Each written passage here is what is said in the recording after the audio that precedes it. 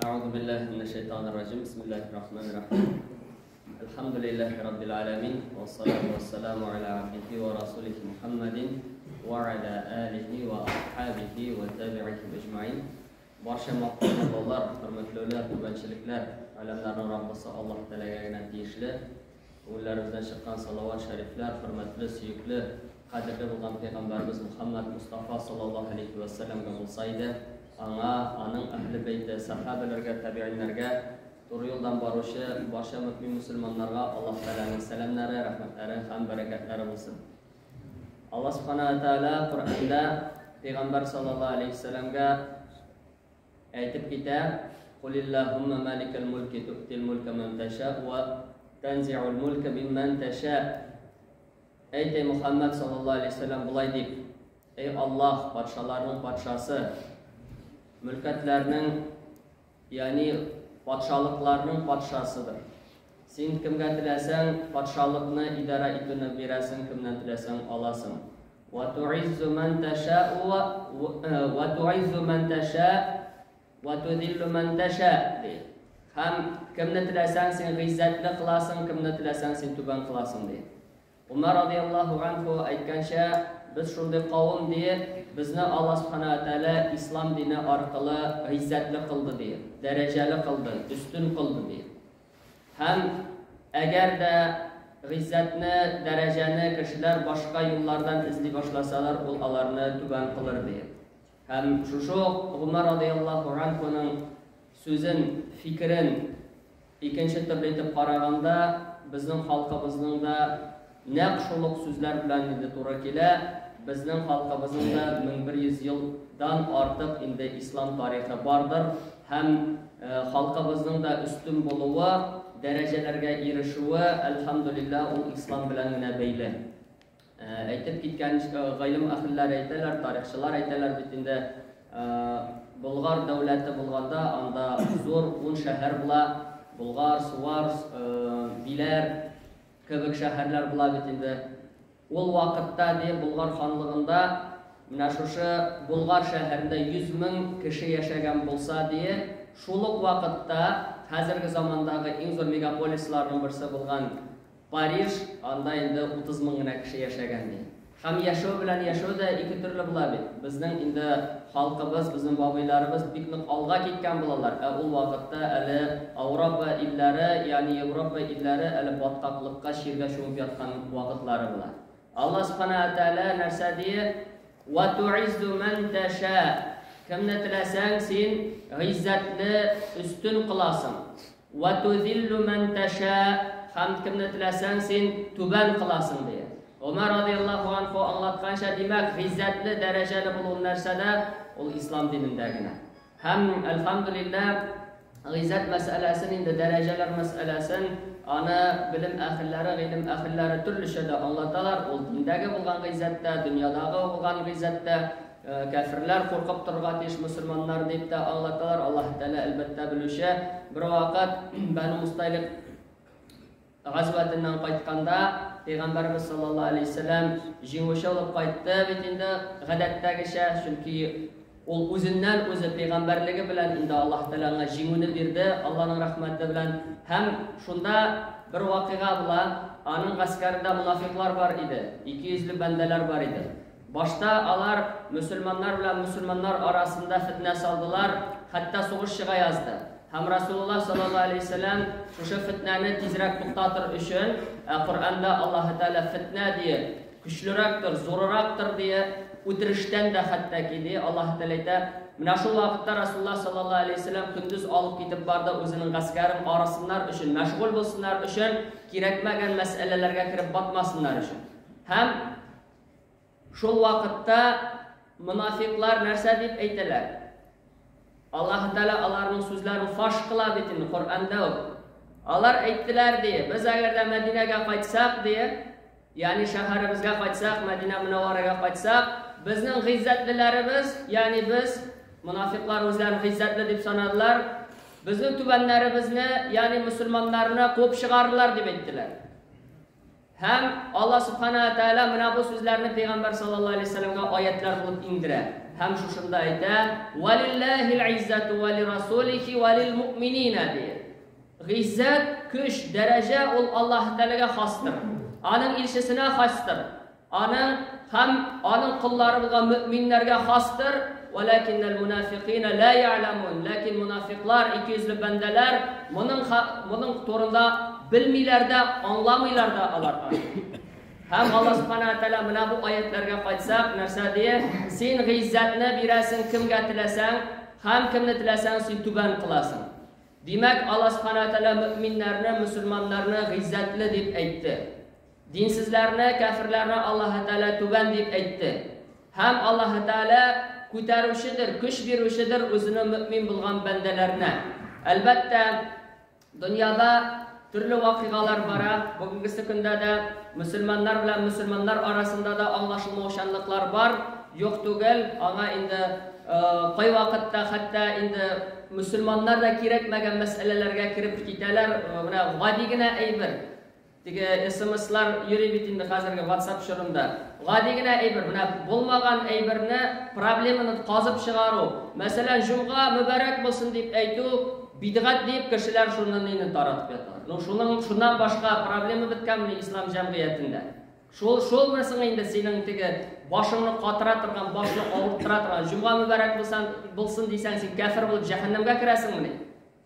Күп кенә башка булган әйберләргә мусульманның дәрәҗәсенә, мусульманның канына, мусульманның гыйффәтлелегенә тел тиш тигерү дигән мәсьәләләр кырыйдан чыктыр кала. Мөһимрәге, менә монсы булай дисәң бидгат, мосын әйтсәң пасунни брат. Алай булмый, теге зуррак булган әйберләрне карарга кирәк. Ләкин менә шушы әйберләрдә мусульманнар чыгып, бер уртак фикергә килә алсалар, әлхәмдүлилләh, Аллаһ Тәгаләләргә гыйззат бирәчәк. Душманнар алардан куркып торачаклар. Душманнар түбән булачак. Һәм ислам дине һәр вакыт ул кыямәт көне хәтле бердән бер булган, дөрес булган дин һәм Аллаһ Тәгалә безне шуның белән улуглады да, әлхәмдүлилләh. Җәннәткә кыямәт көнендә нинди гыйззат булачак һәм түбәнлек нәрсә булачак дигәндә икенче бер аятларга айланып кайтсак була. Bütünübüzdə indi yaxşı şamalıyız, yaxşı anlayırız. Allah Teala aytdı: "İnnallaha yudkhilul-ladina amanu ve amilussalihati jannatin tajri min tahtihal anhar." Dürüstlükdə Allah Teala iman getirib izgi amal qilgan bandalarni aslarından yılğalar, sarayları aslarından yılğalar ağıp turuşu jannatlarga kiritacak diye. Mana bu g'izzat bo'lacak. Mana bu üstünlük bo'lacak. Hem bu dünyada birgina tapqir yashaymiz. O'lgandan so'ng kim tirilgan, kim borib qaytgan singanda degan yurgan kishilarni, kafir bo'lgan bandalarni, mu'minlarga qarata zulm qilgan bandalarni Alloh taolo narsa deydi. Vallazina kafaru. Ularning, ya'ni dunyodagi tirikligining ravishida narsa deydi. Yatamatta'una va ya'kuluna kama ta'kulul an'am deydi. Ular kafirlar bu dunyo bilan qullanalar. O'tuşu nimetler bilan, lezzetler bilan kullanalar. Alar aşıylar, hayvanlar aşagan kibib deydi. Yani nerse üçün yaşaganını da bilmey. Halık kılınığının maksatını da bilmey. Ol bu dünya bilan birgina tapqir yaşaymiz, rahatlanıp kettirip yaşarga kerak deydi, haram halalni anglamay, ayırmay, hem alar hayvan kibibgina aşıylar deydi. Hayvan ol ana Allah Teala akıl vermegen, hem anın gamelleri turunda soramayşa. Ama bendege Allah Teala aktan qaranı ayırır üçün indi akıl degen zor nimetini bergen. Hem eğer de şahvatları anın akılından üstünrak çıgayken ol hayvandan da tüben bulaşa. وَالنَّارُ مَثْوَلْ لَهُمْ diye Allah Teala. Hem qaytır urunları, aların qaşır urunları cehennem bulur diye Allah Teala. Mana shu zo'r tubanlik bo'lacak. Ol bu dunyo alhamdulillah ol o'tada ketadi. Butun sinovlari bilan da, baxti, shodligi bilan da, qayg'isi, hasrati bilan da ol o'tada ketadi. G'odigina mana 1 yil ilikkina bo'lgan telefoningizdan fotolaringizni qarag'izadi. Qaydadir anda biror izgi yerlarda yurgan fotolaringizni qarag'iz. Kim xosh qildi, xosh qilgan fotolaringizni balki 10 yil ilik bo'lgandir. Belki 1 yıl ilik, belki yong'ina siz umralardan qaytgansizdir. Qarab qarag'izadi o'zingizga. Narsa deb qaraysiz. Bu akiyatdir, bu men tugildir deb qaraysiz. Kishi ул дөнья үзеннән үзе ул шушындай алдаугыч бер дөнья, анда теге гыйлем әһелләре нәрсә әйтәләр, кичә бүген иртәгәдер ул ди. Кичәгесе үткән инде ул әкият кебек. Иртәгәсе дә ул киләчәге дә аның әкият кебек. Әллә ул була, әллә юк. Сау сәламәт җегетләр дә, сау сәламәт хатын-кызлар да, сау сәламәт балалар да үлеп китә. Һәм әллә ничәшәр ел урын ятак өстендә яткан кешеләр дә, ширле кешеләр дә хәятларын дәвам итәләр, тормышларын дәвам итәләр. Һәм кеше менә шу яисә үткәнгегә карап хузурланып тора. Аны инде кайтарып булмый. Яисә киләчәккә артык зур планнар баглый, аңа җитәме юкмы? Менә шу хәзерге вакытын кызганычка каршы калдыра. Һәм Аллаһ Субханаһу ва Тааля менә шу гыйззәт мәсьәләсендә инде башлагач әйттек, димәк инде мөселманнардадыр гыйззәт, Аллаһ Таалададыр гыйззәт, әлхәмдүлилләh, ләкин инде динсезләр бу хакта белмиләр. Һәм гыйззәтнең икенче ягыннан караганда нәрсә? Ул җәннәтләр булачак, Аллаһ Тааладың бакчалары булачак. Кафирләргә Аллаһ Таала инде җәһәннәм утын әзерләп куячак. Һәм Аллаһ Субханаһу ва Тааля тагын инде бер ике аяттан соң нәрсә ди? Мәсәлүл җәннәти ллати вуидал муттақун ди. Тақвалы бәндәләргә вәгъдә ителгән җәннәтнең мисалы шулдыр ди. Фиһа анһарун мин маин гайри асин ди. Анда ди елгалар бардыр ди, судан булган, бузылмый торган, сасымый торган ди. Ва анһарун мин лабанин лам ятагайяр таъму. Һәм инде исе, тәме бузылмый торган, сасымый торган нәрсәдән, ягъни сөттән булган елгалар бардыр ди. Ва анһарун мин хамрин лаззатин лишшарибин. Һәм шулай ук ди, хамирдан булган ди елгалар бар.